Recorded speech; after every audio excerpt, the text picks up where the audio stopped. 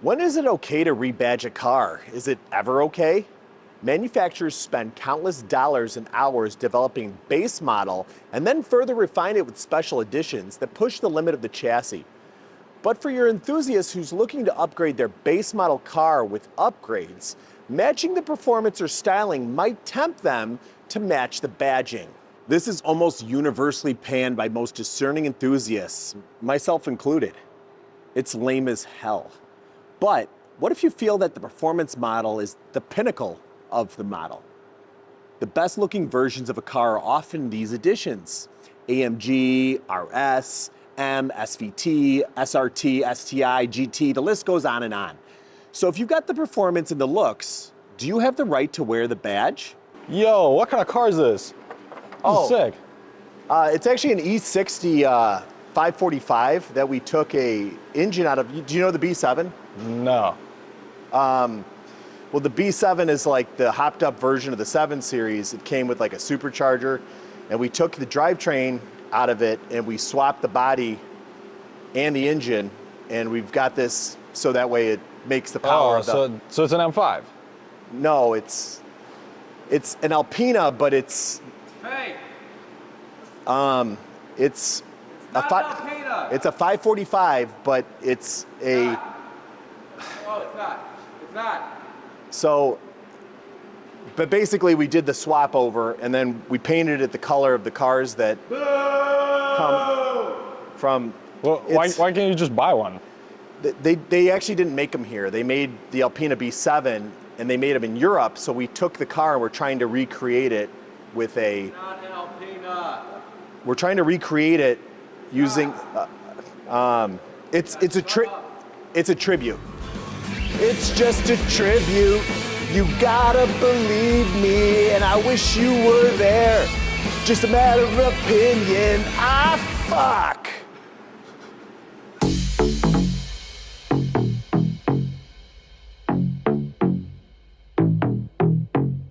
OJ Lopez of FMU here with the forgotten project update. Admittedly, a failed project. Well, at least how it currently sits.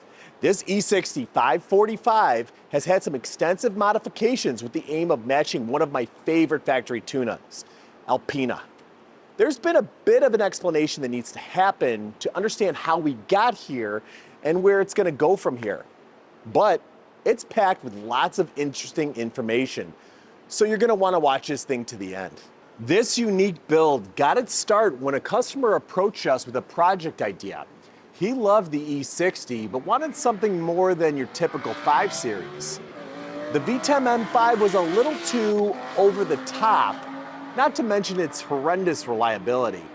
He wanted a luxurious executive sedan that could pull hard in a straight line, but had all the comfort possible. BMW fans will know the answer to this conundrum. He clearly needs an Alpina B5. And I'd be lying to say if I wasn't the one doing the convincing. Yes, I clearly have a love affair with Alpina. And why should you care? Well, we need to give you a bit of a history recap on Alpina, the car manufacturer that takes BMW and dials them up to 11. Started back in the 50s by Dr. Rudolf Bovenschiepen, Alpina wasn't always about cars. They began as a typewriter company. But Dr. Bovenschiepen's son, Burkhard, had different plans. He was all about cars, especially his trusty BMW 1500.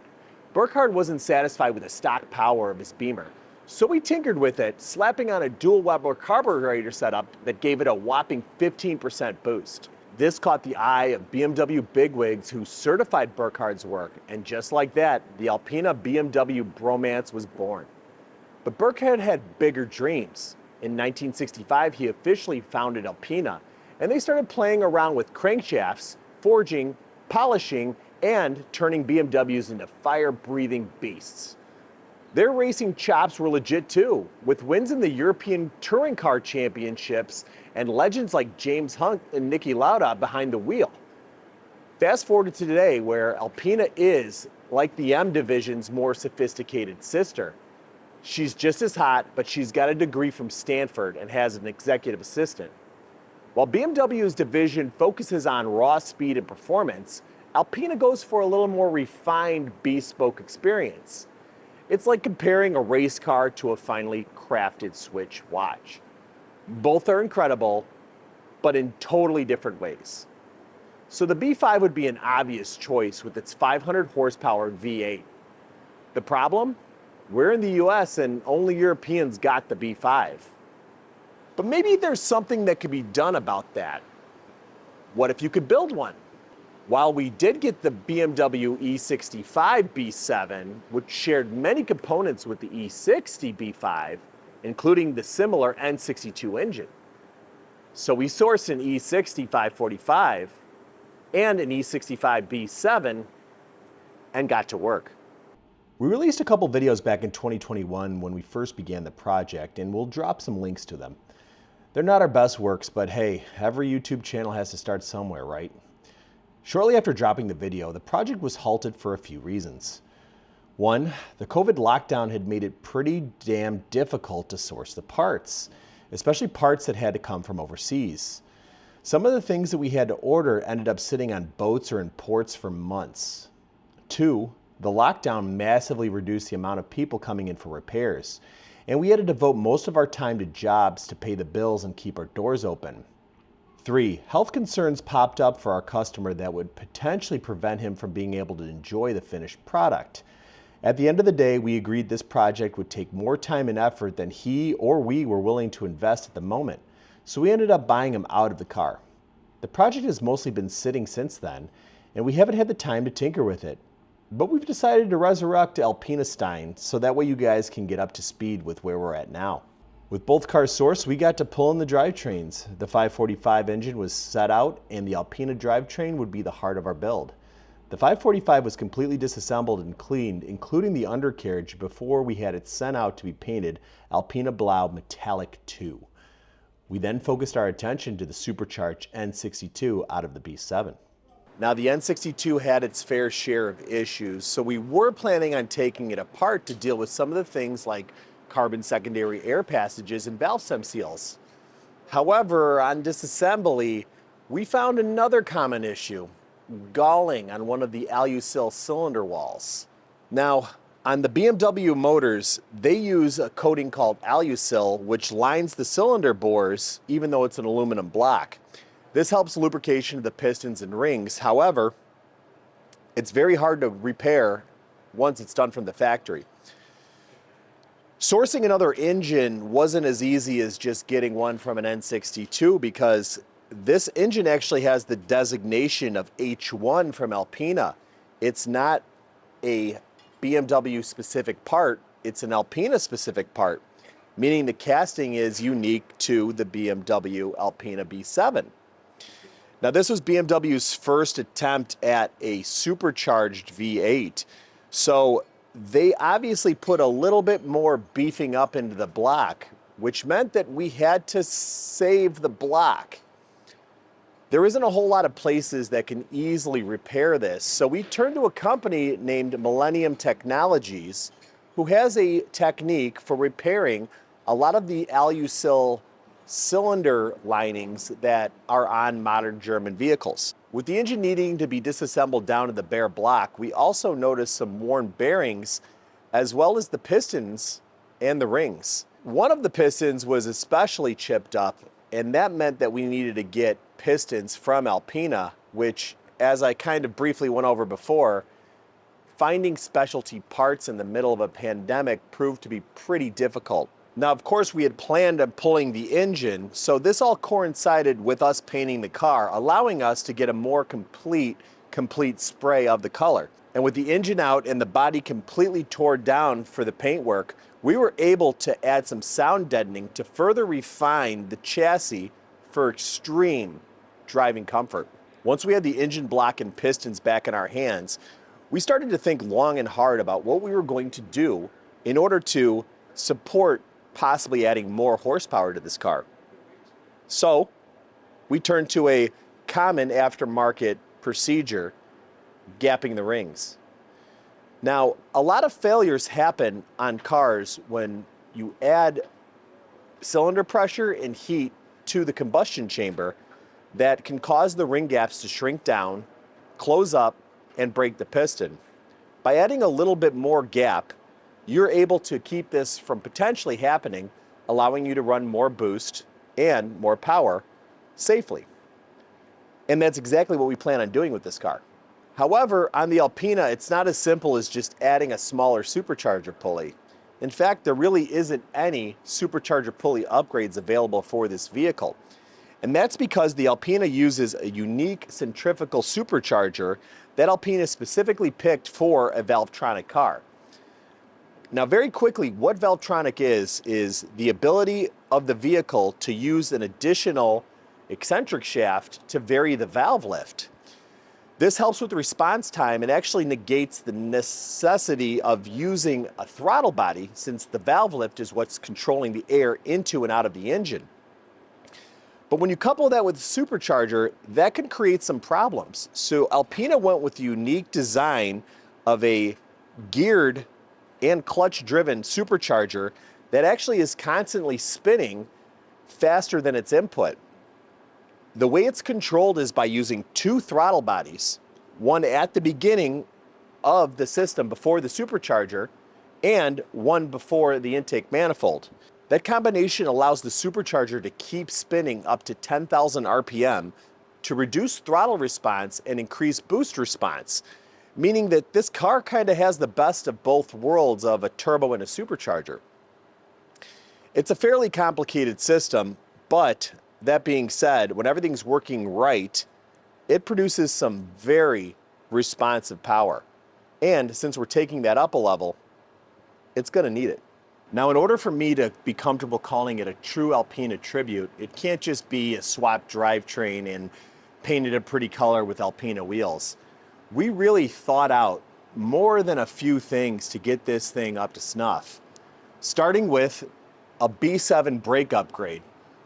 Now, as you can tell, these things are quite a bit bigger than the E60's brakes, and I'd say rival the E60 M5's size and stopping force. Now, a build of ours wouldn't be complete unless it was sitting right, so of course we swapped in a set of Bilstein coilovers in order to get this thing looking and performing the way it should be. Now, all of this didn't go without a hitch, and after we got everything in back together and firing for the first time, our first real hurdle was getting the car's transmission from the Alpina to talk to the instrument cluster and the ABS unit. This kind of left us with two options to explore. Either we go forward and try to attempt to individually code each of the modules in order to have a transmission that it was never designed to have in a chassis that it wasn't designed to have, potentially taking countless hours of research looking for those specific control units and their variant coding, or we swap in something that's a little easier and then decode the engine control unit in order to not talk to the transmission anymore by swapping in a 6-speed manual trans. Now, while I do feel like it's kind of giving up just swapping the 6-speed in, most enthusiasts would say they'd prefer a 6-speed over the auto trans, and that's what we ended up doing. Would it really be an FMU build without a custom exhaust? Now, a lot of times we don't like to reinvent the wheel if there's something fairly comparable out there to help increase the sound and power. And we looked to Dr. LeVar for the headers for the N62, and wouldn't you know, they fit right up in combination with this motor. So from the headers back, we built a custom 3-inch exhaust section that turns 2 into 1 and heads all the way back to an Alpina factory B7 muffler. Now, you might be wondering why we went with an essentially OE muffler for this setup, and the reason being is the Alpina is kind of known for being comfort and performance in one. And with the exhaust system free-flowing up front into the rear comfort muffler, we're still going to get a very sporty and aggressive sound without it losing that classiness that the car just so eloquently embodies. So what's stopping us right now from driving this thing around? This guy. The supercharger on this car is actually supplied by engine oil to keep it lubricated and cooled via this block on the engine mount right here. The big problem that we're having is these supercharger gaskets inside of this compressor housing fail and will start to leak massive amounts of oil through the blower into the rest of the system. When we first got this thing running and driving around, we started noticing some heavy smoke coming from the engine. And I'm not gonna lie, I was a little bit worried that maybe we did something wrong with the piston rings. I mean, gapping piston rings on an aluminum block is a little bit different than on a steel block. And with the smoke coming out of it, I started thinking, did we mess something up on the rings? Did we mess something up with the valve seals? But pulling off the supercharger and intercooling pipes led us to see massive amounts of oil in the intake tract, and that pretty quickly confirmed that we had an issue going on with the blower. Now, these blowers are a little bit complex, and getting them apart is a little bit tricky. There's lots of seals and lots of components to replace, but that might give us an excuse to open it up to do some other work. So where does that leave us? What's next for this build? Now, there's quite a few ways we can go with this, finishing it up as is, but I feel like, given our reputation, that wouldn't be doing it justice. I want to shoot higher than what Alpina originally set out for. And being that we've got these piston ring gaps, try to go for some power in conjunction with those headers and a really well done tune. I'm thinking that we can possibly hit a hair over 600 horsepower if we do something about the supercharger. And I've got some ideas on how we can get that done. Currently, there's 2 compressor wheels that are available for this supercharger that allow it to create a little bit more boost without any extra RPM. I'm going to be looking into those and reaching out to the companies to see if we can get our hands on one while doing this build. Also, maybe we'll look in to see if we can get a larger throttle opening on here to allow a little bit more of that air into the manifold. And who knows, maybe we'll try water meth to further increase the intercooling and lower the intake air temperatures. With all those things in combination, I think we can get this car over 600 horsepower, making it the most powerful Alpina B7 based engine out there. So while this thing's gathered dust on the outside and boxes on the inside, I still see the beauty of it. And I think it's going to look especially striking if we get the Alpina B5 factory graphics package on the side, which consists of the infamous Alpina stripes in gold along the side of the vehicle. I'd also like to further take care of the interior by updating some of the electronics to a system that uses some CarPlay functionality, as well as taking advantage of some of that sound deadening. I'm not a big audiophile, but I think we can kind of make this thing be a bit more modern. So while this thing is an early production E60, it could benefit from having the LCI update headlights and taillights. And that's more or less just a swap over a little bit of coating and a little bit of wiring, but nothing that we can't handle. Plus, these lights are going to go a long way in giving this thing a more modern, updated look. At the end of the day, this will never be a true Alpina. And while I'll never slap a B5 badge on the trunk out of principle, someone might be able to get away with calling it a conversion. Personally, I'd rather call it a tribute to what was once the fastest production car in the world, and to an automaker with a heritage as illustrious as the styling of their vehicles. This build was my tip of the hat to Alpina, but as you can see, there's still a lot of work to do. We're a busy shop, and getting to the shop projects just isn't on the docket on most days. So this thing is sat, essentially neglected, for over a year. So what's the time frame on this car? Well, there's a lot of ifs to sort out, and honestly, it's just an interesting project that's been lying around, and we figured we'd take a few to show you the work that goes into a swap like this. But we'll let you decide.